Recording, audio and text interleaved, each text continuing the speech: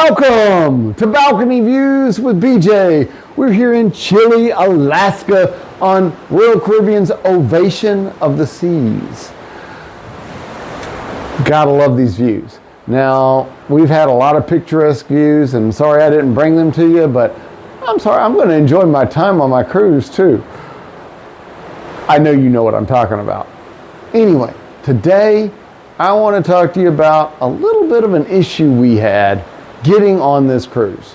And if you talk to anybody, and I mean anybody, who took the May 11th cruise out of Vancouver, 8-night, to Alaska, and we went to Sitka, Juneau, Skagway, Ketchikan, and we ended in Seattle.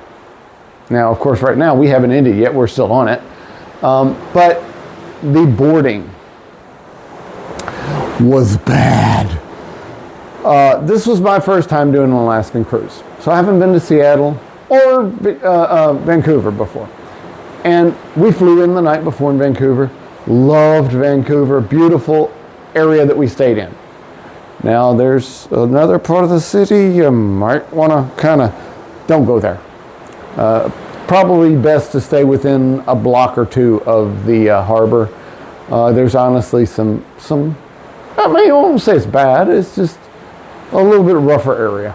And you may want to stick to the harbor side. Canada Place is their cruise port. They have several cruise ships that go out of there. We actually stayed in the Pan Pacific Hotel, which is right there in Canada Place. So that was very convenient. And the hotel is spectacular. Very, very nice. We got a harbor view room, so we got to see the ships already sitting there in the docks. Really, really, I highly recommend Pan Pacific. Very nice place. They were very accommodating. They took care of us great. We actually got there, like I said, we were there a day early, but we were there early. We were there at like noon, and we went in and they got us a room right away, even though they were fully booked up the day before. Well, I mean, obviously that means somebody booked out, checked out early, but just the fact that they were able to get us in early, and it was actually a really nice room on top of that. So that was great.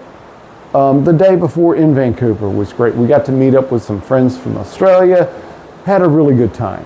But the next day was absolute, utter chaos.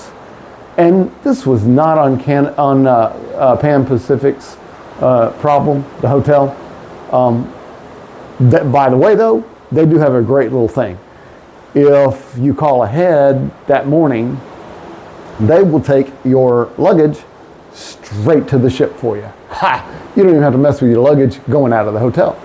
But you're already right there at the port, so you could.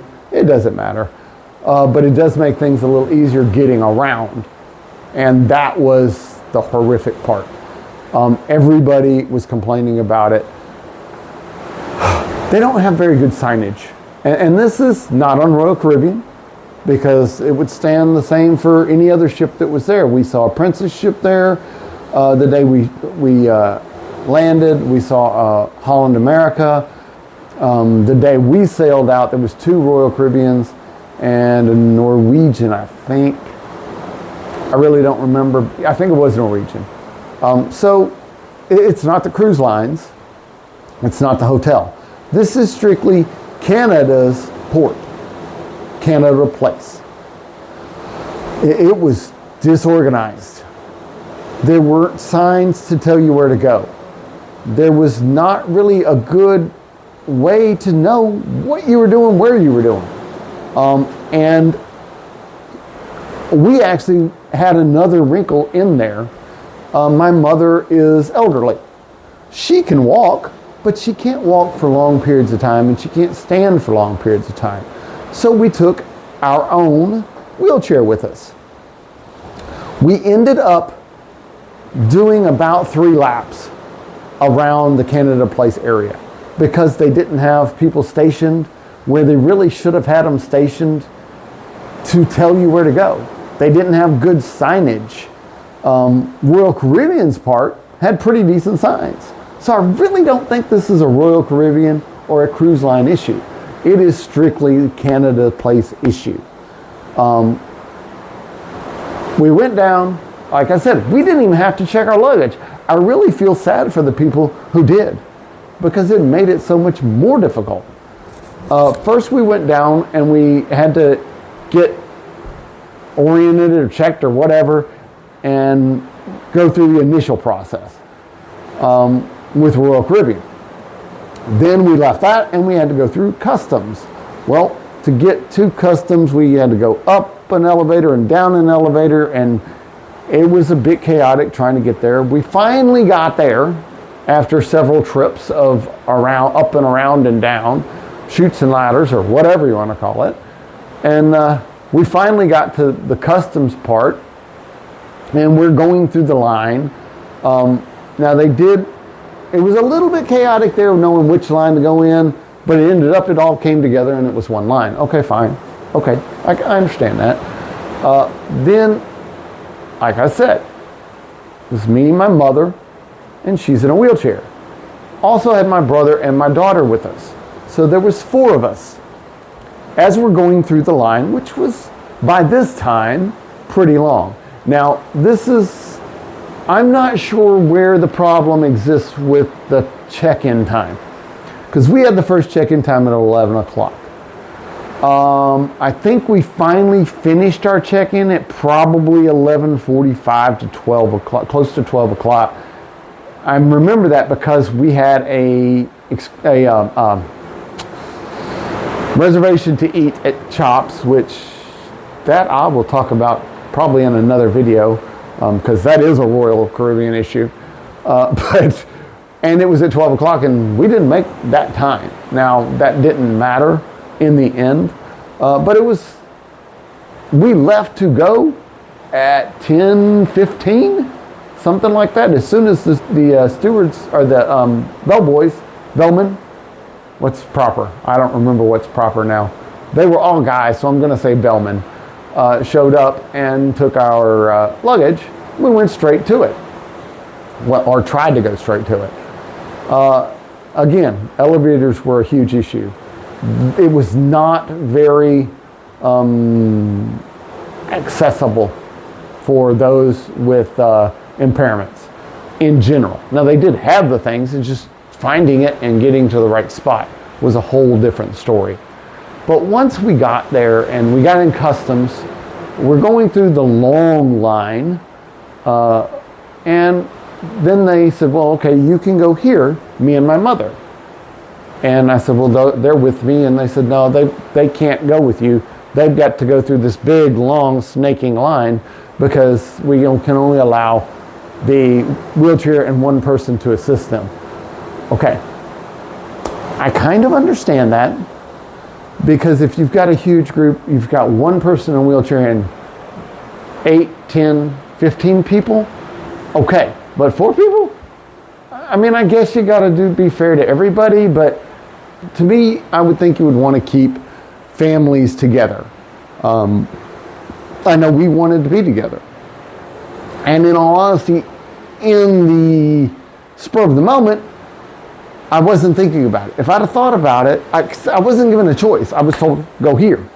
And, when you're dealing with government types and TSA and port authorities and that kind of, in most part, you don't really question the authority. You just do what they tell you to do.